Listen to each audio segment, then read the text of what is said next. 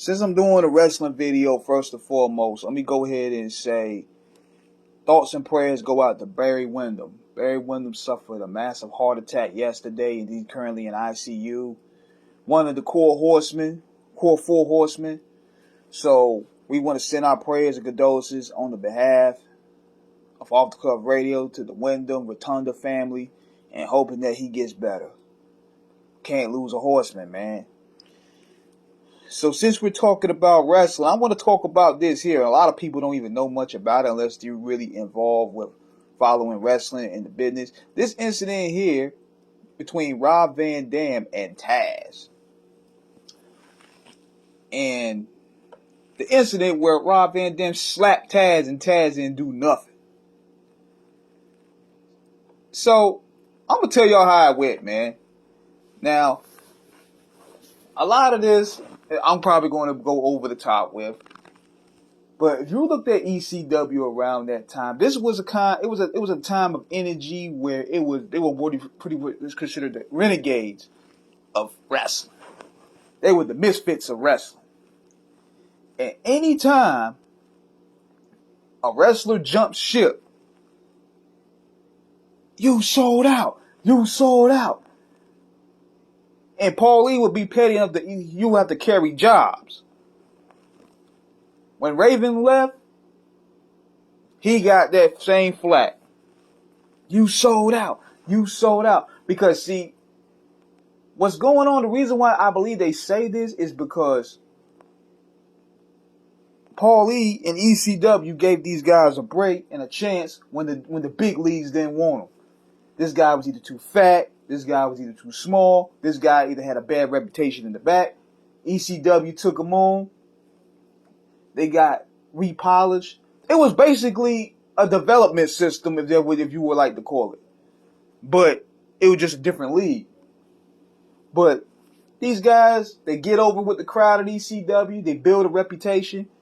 Then the big leagues that didn't want them before now start calling them back with more money. And these guys take the money, and that leaves Paul Lee at times angry. That leaves the fans angry. But then you start thinking, these guys got families. These guys got mortgages. These guys got kids. Paul Lee's checks is bouncing every week. Niggas is going through glass, tables, for a handshake and a hot dog and a promise. So this is what usually would happen. And this is the cold part about the shit. A wrestler gets the deal. Oh, I'm going to Titan. No, I'm going to Atlanta, meaning WWF and WCW. Those same dudes in the back, Taz, Bubba Ray Dudley, Devon Dudley. What you mean you sold out? They'll bury you.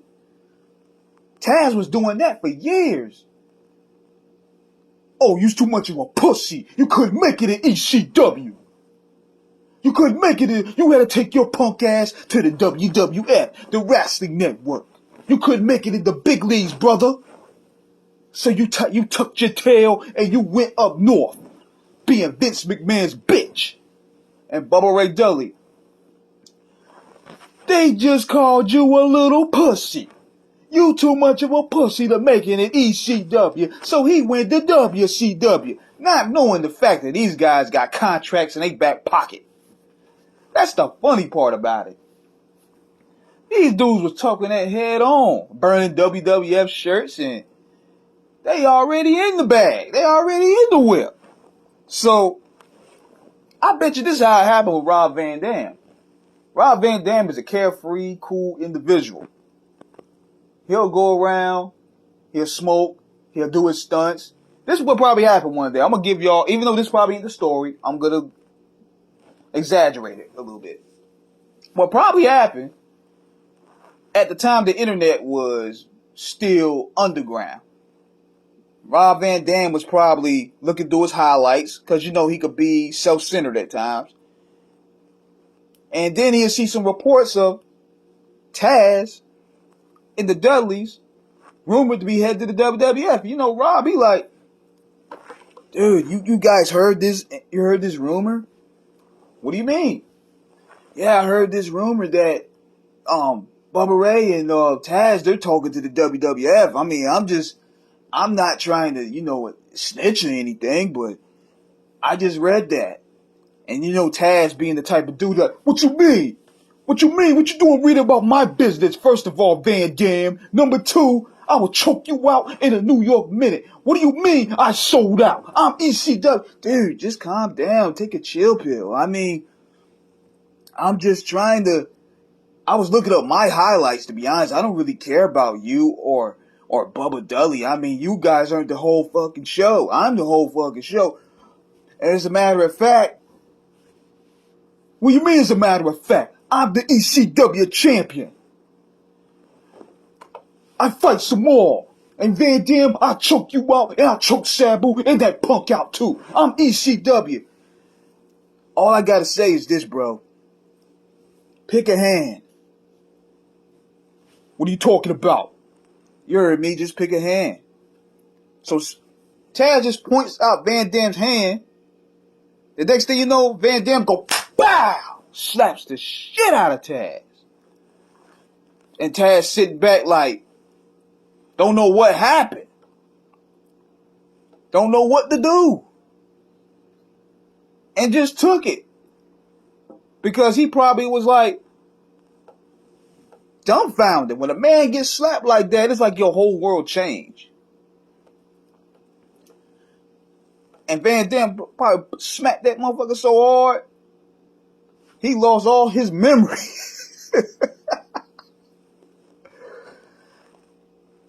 And then at the end of the day, that's how it went, man. That shit was like a cult, man. Because it was like the dudes that were pro ECW, they ended up taking the bag. Even the boss himself, Paul E., to where Tommy Dreamer wanted to literally kill him. Tommy Dreamer really wanted to murder Paul Heyman. That's how crazy that shit was back in the 90s, man. That ECW thing was serious. They banged that like a game.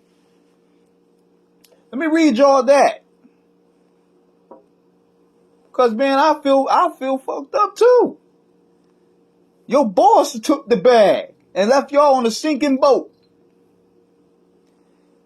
I'm like, y'all, oh my God. So Tommy Dreamer said he wanted to murder Paul Heyman at WrestleMania 17 and commit suicide on live TV.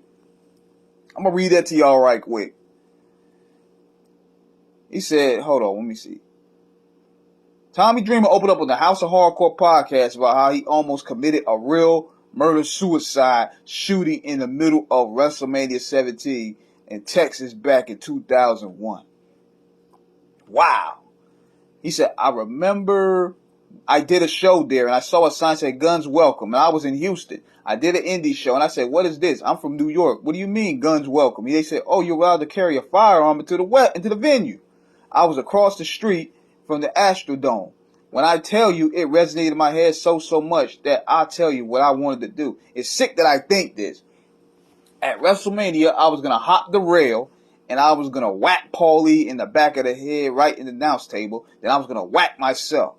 The Ultimate Martyr. I was going to hit my pose, crack, boom, trigger, because I was that insane. Because I don't know if I would have went through with it, but that's what I was thinking about every day. I was like, I will go down in history. Pop, boom. First, they'd think it's an angle until I shot him. I was so severely depressed and so mental with rage, I needed help. It's impossible to know if Dreamer would ever go through with it, but a call from the legendary announcer Jim Ross saved the WWE fraternity from having to find out. Randomly, I get a phone call from a number I didn't know. I didn't pick up, and I remember having these thoughts, and it was bad.